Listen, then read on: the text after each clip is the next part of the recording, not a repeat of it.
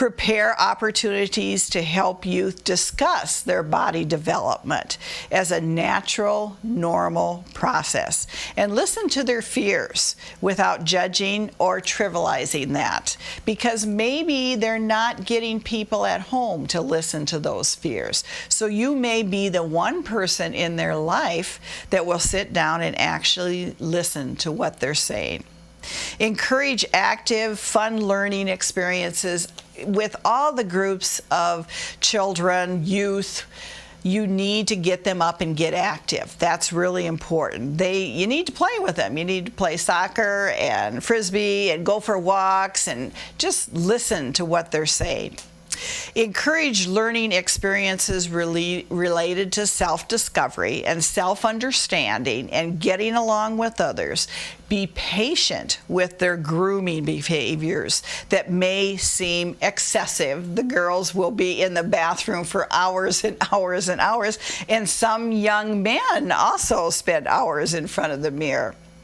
Parents may need help in understanding this, that there is a shift from growing maturity. It's not rejecting the parents. They just want to be independent. And sometimes that's really hard for the parents to realize that their child is growing and will soon be gone from that home. Provide opportunities for boys and girls to mix without feeling uncomfortable. It seems to work best if they plan their own activities, if they're actually part of the planning group that plans what this group is going to do together. Involve the young teens in setting rules and planning activities for their own program. Ask questions that encourage predicting and problem solving, and help youth to find solutions on their own, and provide supervision, not interference. Let them plan their own activities. You're just there to help if they need your help. Allow young teens to plan activities and expect follow-through. Your expectations are important. Help them to evaluate what happened and how you can make it better for the next time. Plan many varied opportunities to achieve and have their competencies recognized by others. Concentrate on developing their individual skills. And remember that early adolescents are known for their drama and their feelings that seem extreme to adults. Accept their feelings and be careful not to embarrass or to criticize them. And encourage youth to work with the adults. For instance, in the young teens from 8 to 12 years old, the teens that are from 12 to 18 could certainly help. And for instance, in our 4-H program, we have the 4-H junior leaders, which are those kids that are 14 and above, help the younger 4-H members in our program. And in any program that you have, Boys Scouts, Girls Scouts, that happens, that the older teens help the younger teens. So that is part of the ages and stages of youth development. Please do not hesitate to call the Brookings County Extension Office. If you're interested in more information, just contact Jo Woodard and she'll get you to the right place, and I would be glad to help you in any way possible. That is what we are all here for the youth mentors. So do not hesitate to call Jo and ask for more help, and we will be there. Thank you very much for doing what you do with our children in the Brookings area. Regarding developmental stages, I simply want to summarize by saying, just remember what you did at their age. Chances are they haven't had the same experiences you have, and they can certainly benefit from being exposed to the things that you did as a child. Use the internet. Do some searches on that age group of children. Find out what's available. Go to the library. Pull out some of those resources that we've made available regarding how to help children in that particular stage of life.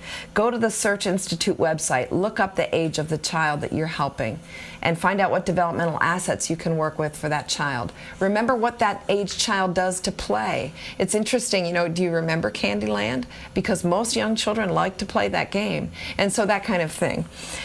Remember how to build assets into their lives that are age appropriate. One comment I want to make regarding transporting your child: if the child lives at quite a distance from where you are, then it is the responsibility of the family to help keep your transportation to a minimum. It is not the expectation of our program that you would drive to the child's home, pick them up, bring them to an activity, and drive them home. The family needs to the best of their ability, try to meet you at a place that is feasible for you, that respects your boundaries with regard to gas expenses and time expenditure as well. Just remember that it's not your job to mentor the family. It is your job to mentor just your own mentee. I also want to encourage you that if your intuition tells you that the home of the child is not a safe place for you to go for any reason, that you're not comfortable being in the environment of that home, you have every right to say, I would prefer to meet your child at McDonald's. I would prefer to have you drop your child. I will be at the library by 9 o'clock or something like that. And so you have every right to avoid situations that don't feel safe to you. I want to tell you that trusting your intuition will go a long, long way in the mentoring experience. On your screen, you're going to see an illustration of where we get our mentors and mentees from. On the left side of your screen, you're going to see something called mentor inputs. That's kind of the funnel through which we get mentors. And I want to tell you that the most exciting thing that's going on right now in the Brookings County Youth Mentoring Program is that our greatest source of mentors is mentors. We're finding that mentors are recruiting their friends, they're recruiting siblings to come alongside them, and sometimes they co-mentor a sibling pair, that kind of thing. And so our greatest source of recommendation is word of mouth, particularly through mentors, and we're so grateful for that vote of confidence from our mentors. The Volunteer Service Bank here in town, the Brookings Ministerial Association, are great sources of mentors for us. We have an aggressive advertising and recruiting campaign going on right now, where we have our logo recognition thing going on all over town, trying to get our logo out there so people know who we are. And of course, not the least significant contributor to our mentor input is South Dakota State University. 80% of our mentors right now are college students. They're finding a way around the summer break and the Christmas break and that kind of thing. They bring energy and creativity and affection and commitment into that mentoring relationship that I just find so admirable. Another segment of population that we bring people in from are empty nesters, folks who have raised their kids. Maybe their kids are off at college, or perhaps off having their own families but don't necessarily live very locally. These empty nesters are a great source of mentors for us because, of course, they've had the experience of helping a young person grow up. They know how to do that, and then they really welcome the presence of a young person back into their life. Some of my most enjoyable mentoring experiences lately have been to see my peers working with children who are way younger than even their own grandchildren, so that's a lot of fun. Service organizations, Lions Club, Kiwanis, the Optimist Club, those kinds of things here locally have sent us mentors, and we're so grateful for those mentor inputs. Mentee inputs. I've already mentioned that my primary source of contact is through the school counselors. Obviously, that's an excellent one because they know the kids that are bubbling to the surface, that are manifesting needs. And so I work a lot. I'm very closely with the school counselors here at the 4 elementary schools now, and the intermediary school, the middle school, and the high school. The medical community has made referrals. Ministers have made referrals. The Great After School program and the Boys and Girls Club have all made referrals to our program. We have parents who have referred their children, working right now on a mentoring match where the mom has identified that her son needs a mentor. And last but not least, we welcome self-referrals. I often have middle schoolers walk into my office and just say, you know, my best friend has a mentor and they're having such a good time. Can I get on the list? And I sit down and I visit with them, and then I visit with the school counselor, and if for any reason that they're qualified to be on the list, we certainly will welcome them into that data pool. So we really get mentors and mentees from such a variety of sources here in Brookings. It's a very symbiotic system where everybody really benefits. The more people we know about, the better. The FAQs, or the frequently asked questions of mentoring in Brookings County, you're going to see those on your screen. I'm not going to read through them because we're all literate, but I just wanted to tell you these questions may line up pretty closely with the concerns that you wrote down in the very first segment of this training. Concerns you had. What if the kid doesn't like me? What if the parents resent me?